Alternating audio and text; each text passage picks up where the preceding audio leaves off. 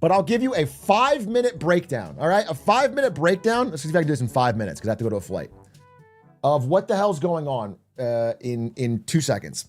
This is about this recent piece by Ray Dalio called "It's Official: The World Order Has Broken Down." I read it. I encourage you to give it a read. It's not that long, and I thought it was actually really fascinating.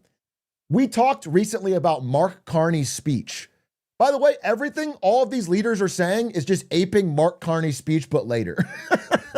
But Mark Carney basically said the old world order no longer exists and the middle powers of the world need to team up. Well, other people are starting to come in. So Friedrich Merz of Germany, they had this conference recently at the Munich Security Conference. America was there, France was there, Germany was there, other people were there. And normally it's kind of a boring affair, but all these world leaders are coming out and saying similar things. The rules-based world order no longer exists.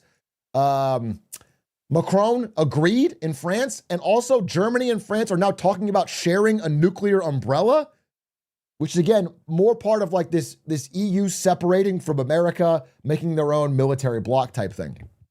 Marco Rubio from America was there, also agreed. The older world order no longer exists. Now, he tried to add on some stuff about rebuilding the transatlantic alliance, but it wasn't super well received. And basically, Ray Dalio says, all these people are saying that, and it's true, it's happening. We're seeing breakdowns that have happened before in history, okay? And he talks about these 5 stages of war. Now, this is not a guarantee or anything, but I want to walk you through them because his historical parallels are true, and they are tracking to what's happening right now. He said, basically, if you look at the 10 years prior to every major conflict, things like, the ones you'll see here, Napoleonic Wars, the World Wars, 30 Years' War.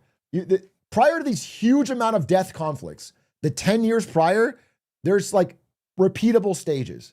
The first one is a trade war. It starts with a trade war, okay? You can look at things like Germany and the UK prior to World War I, there was a massive trade war. You could talk about Japan and America prior to Pearl Harbor. America blocked scrap metal and oil trading to Japan, which made Japan desperate. And so they're either like lashing out in China, and then also there's all these examples of like trade war. So step 1, trade war. We have that now. Then phase 2 is like a tech war where certain technologies become part of national security. Now, nowadays, that's like chips, AI, data, algorithms. Like, you can think of China locking down the algorithm for TikTok. You can think of America locking down access to Nvidia chips. Like, these are tech wars where like certain things become really important tech and people try to lock down and control the tech. This has happened with like railroad tech, naval tech in the past. All right, then you get to phase 3, which is where we are right now, if you follow his logic. Phase 3 is a geopolitical war where you have the pieces on the board start to move, where different alliances start to shift and get made. You get territory disputes, alliance disputes. You get people moving into different blocks. You get these blocks created. We're having that right now. And in fact, I want to follow up. This is not part of Ray Dalio's thing, but I looked into it. We talked about Mark Carney talking about, hey, the middle powers need to work together. Well, guess what? As of like 3 days ago, Mark Carney announced, hey, we're teaming up the TPP, Trans-Pacific Partnership, which used to include America, but Trump got us out of it. The TPP is teaming up with Europe to create a giant middle powers trading bloc. I made this map. The green is the TPP countries, and the blue is the EU. And all of these countries, UK included because it replaced America and the TPP, are teaming up in a trade agreement that's going to give them leverage and power as like a middle powers thing. This is isolating America and also giving them leverage against China. Both of them are trying to kind of bully them. Okay? Isn't it missing most of the Asian partners? Yeah, I'm sorry, Japan needs to be in this. South Korea is not in it. This is correct outside of Japan. Japan should be in it. So anyway, Japan should be in it. I've misclicked. So these are all teaming up right now to form like a trading bloc, but also America's making moves in LATAM. Russia's obviously trying to gain Ukraine. China, sending goods and weapons to Iran. Like, people are trying to build these blocks. China also funding Russia's war effort. Like, there's these blocks starting to get created. So phase 4, how we'll know if this is happening, if it gets to the next level, phase 4 is this one. and I do have to go like right now. I'm sorry. But phase 4, this is how we'll know it's getting real, is when you start seeing things like financial controls. This is like asset freezing. This is like, which happened with Russian assets. This is like capital controls. Make it hard for you to get money out of the country. They can do things like America did in the past where they freeze access to buying gold, where you as an American citizen are not allowed to own gold. You have to sell it back to the country.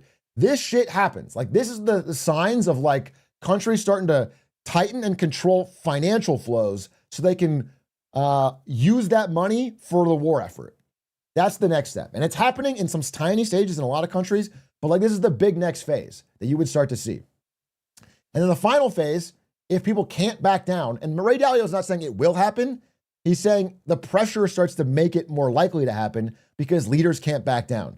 If we get to the last stage, it's a military hot war, and who knows, we're in the age of nuclear weapons, who the fuck knows what happens. This hasn't happened really, outside of maybe Russia, Ukraine, in the modern nuclear war age, like between new nuclear powers. So it's crazy. But that's the direction we're heading, and I think it's a pretty powerful piece. And again, I like this quote from a French economist back in the 1800s that kind of predicted World War I. When goods do not cross borders, soldiers will. If you look at the time period leading up to World War I, it is all rising trade tensions, rising tariffs, rising trading blocks, rising. This shit is like the normal human precursor. You start with an economic war, and then you get to, and again, I've talked about, German tariffs in 1879, United States and Britain freezing Japanese assets. This is like 6 months before Pearl Harbor. Okay? Like this stuff doesn't happen out of nowhere. You can follow the steps. It starts economically and it turns hot. And then you get Pearl Harbor. I don't know what'll happen, but I do know that I think his advice at the end of the piece is apt, which is like, your leaders should be smartly looking for win-win partnerships wherever possible. If you are trying to squeeze somebody, they are eventually going to go around you or try to squeeze back. You have to find win-wins. So all of this to say, none of this matters because the Dow is over 50K and I have to go. I wouldn't worry about it. The Dow is over 50K.